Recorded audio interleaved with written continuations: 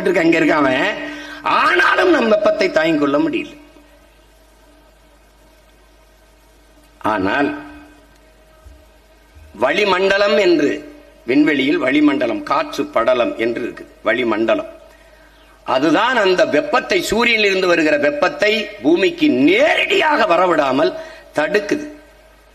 தடுத்து எப்படி நம்ம ஃபில்டர் பண்ணுதுன்னு சொல்லுவோம்ல, அப்படி தடுத்து அங்கிருந்து பட்டு தெரிக்குது. அப்படி தண்ணி தரையில ஊத்துன சிமெண்ட் தரையில் ஊத்த தெரிக்கும்ல, அப்படி சூரிய ஒளி அப்படி வெப்பம் அப்படி தெரிக்குது. தெரிச்சு அதான் நிறப்பிரிகைங்கிற, புற ஊதாக்கதிர்ங்கிற, மொத்தமாவே இது வெள்ளையா தான் இருக்கணும். அது ஏன் அப்ப வானமும் கடலும் நீளமா இருக்கு? நிறப்பிரிகையில் நீல நிறம் அதிகமா இருக்கு. இந்த வானவெல்ல எல்லா வண்ணமும் தெரியும், வெள்ளை தெரியாது. அப்ப புற ஊதா கதிர்கள் சிதறதுனால வானம் முழுக்க நீளமா தெரியுது. பெரும்பரப்புல இருக்கிற கடல் நீங்க கவனிச்சுக்கணும். இந்த பூமி பந்துல இந்த இதுல 70 விழுக்காடு நீர் தான், 30 விழுக்காடு தான் நிலப்பரப்பு. அந்த நிலப்பரப்பில் 1/3 பங்கு காடு இருக்கணும். அப்ப இது என்ன ஆகுது? அங்க இருந்து நேரடியாக வெப்பம் பூமிக்கு வராமல் தடுக்கிற வேலையை வளிமண்டலம் என்ற காற்று படலம் செய்கிறது. அந்த காற்று படலத்தை உருவாக்குவது யார்? அது இந்த காடுகள் தான், மரங்கள் தான். அதை நம்ம என்ன சொல்றோம்? ஓசோன் படலம்ங்கிறோம். அறிவியல் பேர்ல நம்ம தமிழ்ல வளிமண்டலம், காற்று படலம்னு சொல்றோம். இதுல உலகத்தின் நுரையீரலாக இருக்கிற அமேசான் மலைக்காடுகள் 20 விழுக்காட்டை நிறைவு செய்யும். மீதி எல்லாம் கடலுக்குள்ள இருக்கிற நீல பச்சை பாசி, அறிவியல் பேர் ஆல்கா, நம்ம சொல்றது நீல பச்சை பாசி. அந்த செடிகளில் இருந்துதான் அதிகமாக ஓசோன் காற்று மேலே சென்று அந்த காற்று படலத்தை அப்படியே வச்சிருக்கு. அந்த காற்று படலம் மட்டும் இல்லை என்றால் எந்த உயிரும் இல்லை, எரிஞ்சு சாம்பலாயிர. புரியுது நினைக்கிறேன். உன்னால அந்த வெப்பத்தை தாங்க முடியாது, எதிர்கொள்ள முடியாது. அந்த வளிமண்டலம் தடுத்து, நல்லா கவனிச்சுக்க, காட்சிப்படுத்தி பாரு. இப்ப பண்ண முடியல, அப்புறம் எடுத்து பண்ணி போட்டுவேன். தடுத்து அதுக்கு கீழே வருகிற அந்த வெப்பத்தை உன்னால தாங்க முடியாது. அப்ப தாங்குற அளவிற்கு தடுத்து நிறுத்துபவன் யார்? இந்த மரங்கள். இந்த மரம் என்ன செய்யுது? இந்த மரத்தின் இலைகள் எல்லாம் பழுப்பு நிறமாகத்தான் இருக்க வேண்டும். இப்ப இந்த மரத்துல ஒரு இலை பட்டுச்சுன்னா பழுப்பா இருக்கும், கீழே விழுந்ததெல்லாம் பாரு பழுப்பா இருக்கும், என்ன செத்துருச்சு. அந்த பழுப்பு நிறத்தில் தான் இந்த மரத்தின் இலைகள் இருக்க வேண்டும் நியாயமா. அது ஏன் பச்சையாகுது? சூரிய ஒளி வெப்பத்தை அது தாங்கி அந்த வெப்பத்தை உணவாக உட்கொள்ளுது. அதுல இருக்க ஸ்டார்ச் எடுத்து சாப்பிடுது, உணவா சாப்பிடுது. நமக்கு நஞ்சு, அந்த நஞ்சை அது உணவா சாப்பிடுது.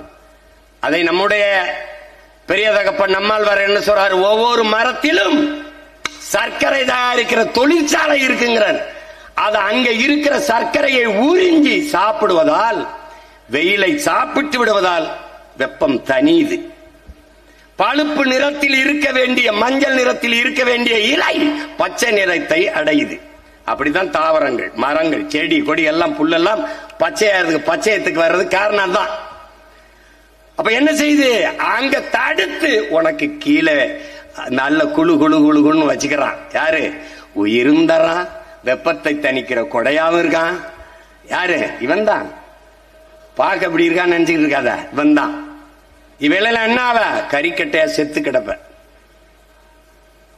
அப்போ பூமிக்கு வருகிற வெப்பத்தை தடுத்து ஒரு மரத்துக்கு கீழே நீ நிக்கிற போது குழு குழுன்னு இருக்குது. காரணம் இவன் தான். சாதாரணமா என்ன பண்ற? போயிட்டு இருக்கும்போது அந்த ஓட்டுநர்கிட்ட, மரத்தில் நிழல்ல விடுப்பா வண்டிய, மரத்து நிழல்ல விடுப்பா வண்டிய, மரத்து நிழலே வண்டியை விட வேண்டும். சரி, அதற்கு முதல்ல ஒரு மரத்தை நடணும், அதுதான் முதல்ல சரி. புரியுதா? எல்லாருக்கும் மரத்தில், மரத்து நிழல்ல விடுப்பாங்க. நம்முடைய அரசு எப்படி இருக்கும்? என்ன சொல்லும்? நம்முடைய அரசு என்ன சொல்லும்? மரம் நடுவோம், மழை பெறுவோம், சின்னதை எழுதி போடும். அவனுடைய பொறுப்பு முடிஞ்சிருச்சு. மரம் எங்க நடும்? செய்தித்தாள் விளம்பரத்தில் நடும். ஒவ்வொரு தலைவனின் பிறந்த நாளையும் 1 கோடி மரம் நடுவோம். எங்க? செய்தித்தாள். இப்ப நாம இந்த வேலையை செய்யறோம். செயல் அரசியல், சேவை அரசியல் செய்ய நினைக்கிறவன் தான் இந்த வேலையை செய்வான். செய்தி அரசியல் செய்பவன் இதை செய்ய மாட்டான். கட்சி அரசியல், தேர்தல் அரசியல் செய்ய நினைப்பவன் இந்த வேலையை செய்ய மாட்டான். மக்களுக்கான செயல் அரசியல், மக்களுக்கான அரசியல் எவன் செய்ய நினைக்கிறானோ அவன்தான் இந்த வேலையை செய்வான். அப்படி போடப்பட்டதான் மாடு ஆடுகளின் மாநாடு, மரங்களின் மாநாடு, மலைகளின் மாநாடு, தண்ணீர் மாநாடு நடக்க இருப்பதும் அப்படித்தான்.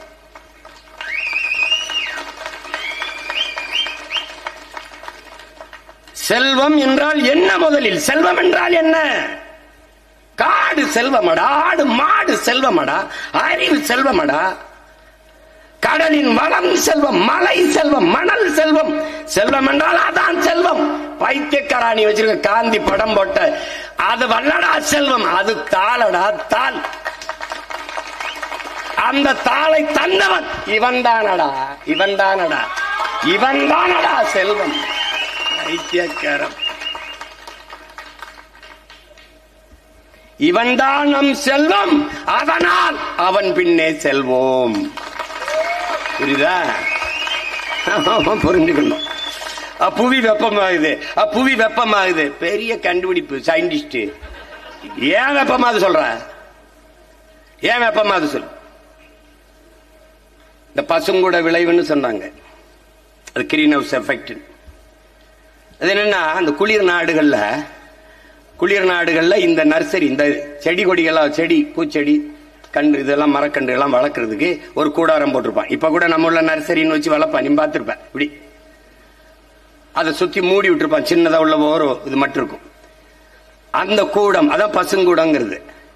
அது என்னன்னு பாத்தீங்கன்னா, வெளியில இருக்கிற வெப்பத்தை உள்ள இறக்காது, உள்ள இருக்கிற வெப்பத்தை வெளியில விடாது. இந்த உள்ள இருக்கிற அந்த வெப்பம் போதுமான அளவுக்கு அப்படியே வச்சுக்கிட்டே இருக்கு. அதனாலதான் இந்த உயிரினங்கள் வளர முடியுது. அப்ப வெளியில இருக்கிறத உள்ள விடாது, உள்ள இருக்கிறத வெளியில விடாது, அப்படி தடுத்து நிறுத்தும் பசுங்கூடம். எப்படி அந்த கூடம் போல இந்த பூமி பசுங்கூடமா மாறிடுச்சு. எப்படி பசுங்கூடமா மாறுது பாரு.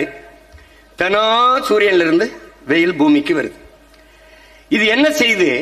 பகல் பூரா நமக்கு வெப்பமா இருக்கு, இரவுல வெப்பம் இருக்க மாட்டேங்குது, குளிரா இருக்கு.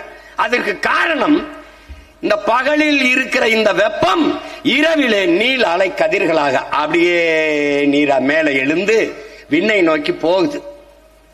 அங்க போய் அது குளிர்ந்துருது. அதனால் நமக்கு குளிரா இருக்குது, வெப்பம் தணிந்து குளிரா இருக்கு. இப்போ இந்த நீல அலை கதிர்களா மேல போகுதுல வெப்பம் இரவுல, அதை போக விடாம ஒருத்தன் தடுக்கிறான். அந்த அயோக்கியப்ப யாரு? யார் செய்யறா? அதுதான் இங்கு தொழில் புரட்சி என்று கொண்டு வந்தப்பட்ட ஒன்று. எப்படின்னா, அவன் என்ன சொன்னா, இங்க பாரு, இந்த பூமிக்கு அடியில் இருக்கிற மீத்தேன் எடுக்கிறது, நிலக்கரியை எடுத்து அந்த மின்சாரம் தயாரிக்கிறது, இந்த மீத்தேன் ஈத்தேன் எடுக்கிறது, ஹைட்ரோ கார்பன் எடுக்கிறது, இந்த மாதிரி இதுகள்ல தான் புவி அதிகமா வெப்பமாகுதுங்கிற. அதுல மீத்தேன் அளவு கம்மி, அதனுடைய வாழ்நாளும் கம்மி. ஆனால் மீத்தேனாலதான் 60 விழுக்காடு பூமி வெப்பமாகுதுங்கிறான். எல்லாம் கொஞ்சம் அதனுடைய அளவு கம்மி, அதை கொஞ்சம் தானே எடுக்கிறான் மீத்தேன், அப்படி நினைக்கூடாது நீ. அது கொஞ்ச நாள் தான் அதனுடைய வாழ்நாள் இருக்கு. ஆனால் அது பூமியை 60 விழுக்காடு வெப்பத்தை தந்துருதுங்கிற. அப்ப இது என்ன செய்யுது? இந்த காற்றுகள் எல்லாம், இந்த புகையெல்லாம் அப்படியே மேல போய், இந்த கார் வெளியிடுகிற நச்சு புகையெல்லாம் மேல போய், இந்த சரியா இந்த பூமியிலிருந்து, இந்த தரை பகுதியில் இருந்து 15-20 கிலோமீட்டருக்கு மேல அந்த விண்வெளியில ஒரு கருப்பு படலம் போல படர்ந்து நின்னுகிறதுன்றான். நின்னுகிட்டு இந்த இரவில் இந்த வெப்பம் அப்படியே மேல நீல அலை கதிர்களா போய் மேல குளிர போகுது பாரு. அது அங்க மேல போக விடாம இந்த கருப்பு படலம், இந்த புகை படலம் அப்படியே தடுத்து ஒரு போர்வை போட்டு போத்துன மாதிரி பூமிக்குள்ளேயே நிறுத்திடுதுங்கிற. அதனால என்ன ஆயிருது? புவி வெப்பம் குறைய மாட்டேங்குது, அப்படியே இருக்கு. இந்த புவி வெப்பமான என்ன பிரச்சனை? என்ன பிரச்சனைனா, இப்போ பருவநிலை மாறுது. பருவநிலை மாறும்போது பருவமழை, பெருமழை இது இல்ல. ஒரே ஒரு மழை